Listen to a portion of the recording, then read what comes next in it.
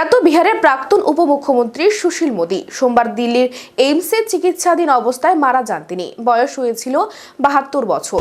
ক্যান্সারে আক্রান্ত ছিলেন বিজেপির এই বর্ষীয়ান নেতা। গত এক মাস হাসপাতালে চিকিৎসাধীন ছিলেন। বিহারে বিজেপির অন্যতম প্রধান মুখ ছিলেন তিনি। শারীরিক অসুস্থতার জন্য এবারের লোকসভা ভোট থেকে নিজেকে সরিয়ে নিয়েছিলেন সুশীল মোদী।